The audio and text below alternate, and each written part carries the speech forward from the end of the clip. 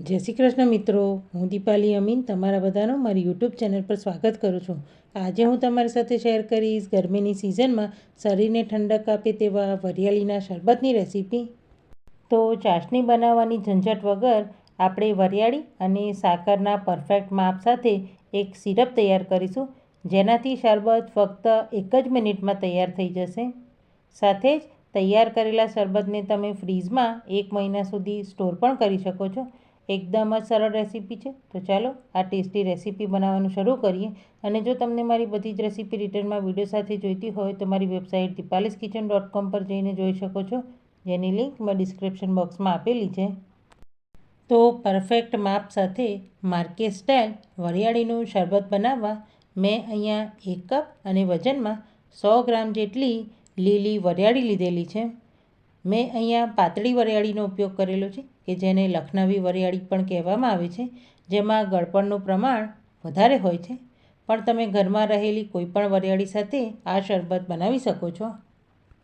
તો શરબત બનાવવા માટે ડાયરેક્ટ વરિયાળીને ક્રશ કરી અને શરબત બનાવીશું તો તે ટેસ્ટમાં બરાબર નહીં બને.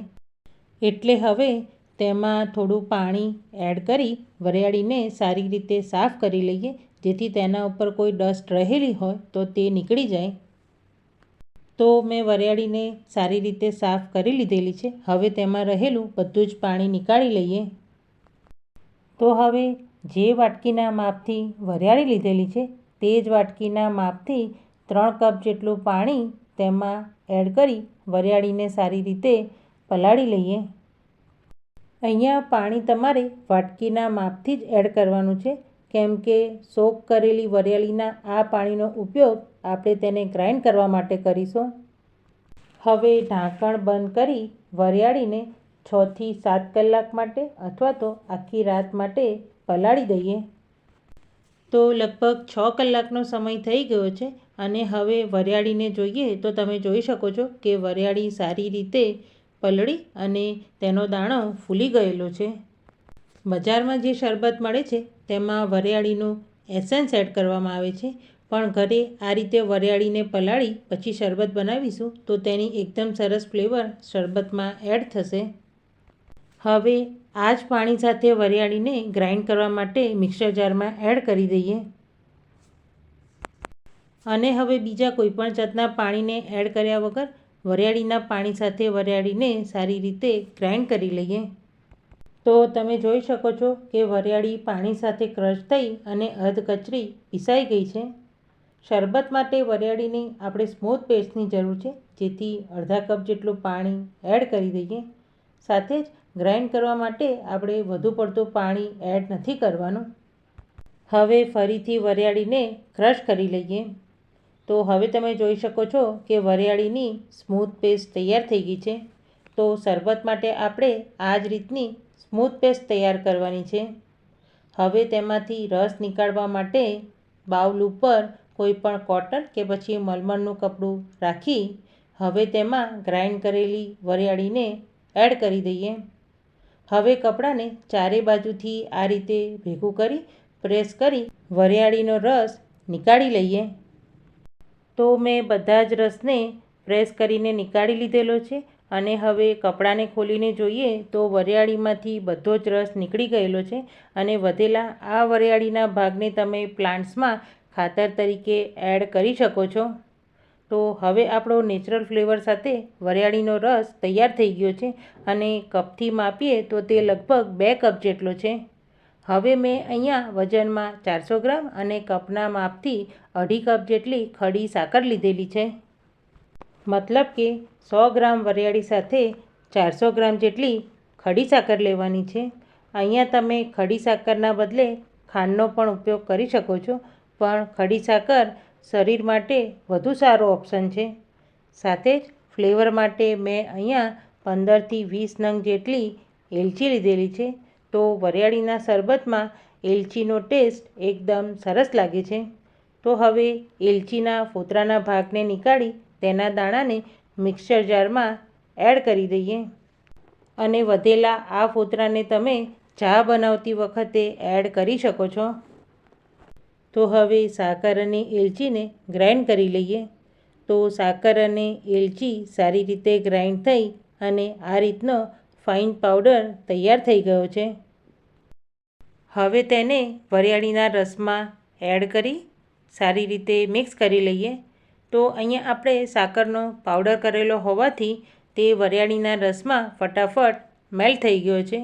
તો હવે આપણું વરિયાળી અને સાકરનું સિરપ તૈયાર થઈ ગયું છે અને તેની કન્સિસ્ટન્સી જોઈએ તો તે આ રીતનું પતલું છે.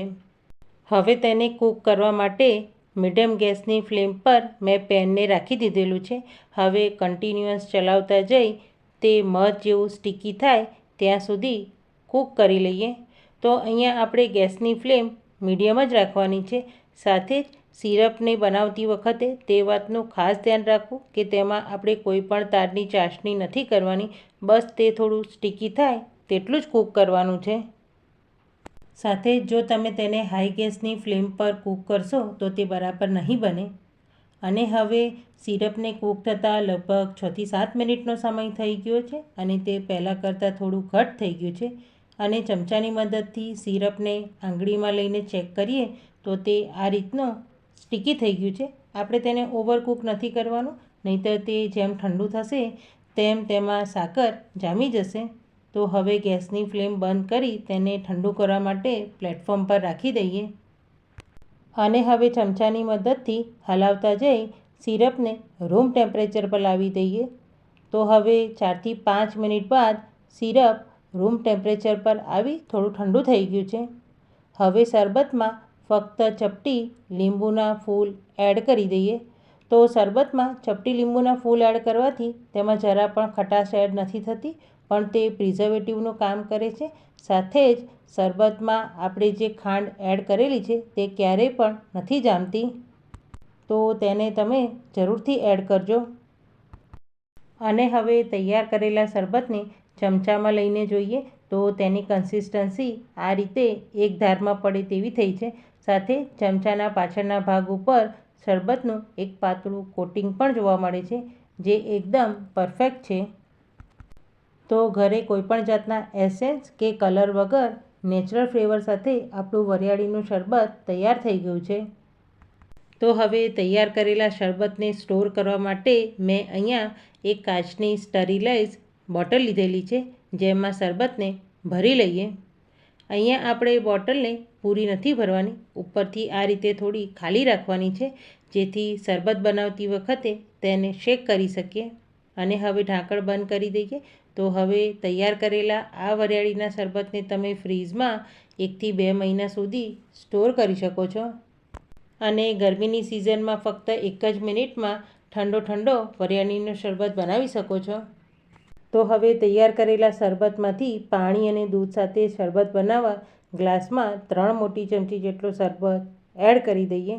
અને હવે દૂધવાળા વરિયાળીના શરબતમાં 1 મોટી ચમચી જેટલા પલાળેલા તકમરિયા એડ કરી દઈએ. તો તેનો સ્વાદ દૂધવાળા શરબતમાં ખૂબ જ સરસ લાગે છે. અને હવે ગ્લાસમાં 2 આઈસ ક્યુબ એડ કરી દઈએ. હવે સિરપવાળા એક ગ્લાસમાં પાણી એડ કરી સારી રીતે મિક્સ કરી લઈએ. તો હવે પાણી સાથે આપણું ઠંડુ વરિયાળીનું શરબત તૈયાર થઈ ગયું છે. અને હવે બીજા ગ્લાસમાં થોડું દૂધ એડ કરી તેને પણ સારી રીતે મિક્સ કરી લઈએ. તો હવે આપણું દૂધ સાથે પણ વરિયાળીનું ઠંડુ શરબત બનીને તૈયાર છે. તો એકવાર બનાવી સ્ટોર કરી શકાય તેવા કોઈપણ જાતના એસેન્સ કે કલર વગર નેચરલ ફ્લેવર સાથે આપણું વરિયાળીનો શરબત તૈયાર થઈ ગયો છે. અને જો તમને આ રેસીપી રિટર્નમાં વિડીયો સાથે જોઈતી હોય તો મેં વેબસાઇટની લિંક ડિસ્ક્રિપ્શન બોક્સમાં આપેલી છે. અને જો તમને મારી આજની આ રેસીપીનો વિડીયો પસંદ આવ્યો હોય તો તમારા ફેમિલી ફ્રેન્ડ સાથે શેર કરી, મારી ચેનલને લાઇક, કમેન્ટ કરી સબસ્ક્રાઈબ જરૂરથી કરજો. Thank you.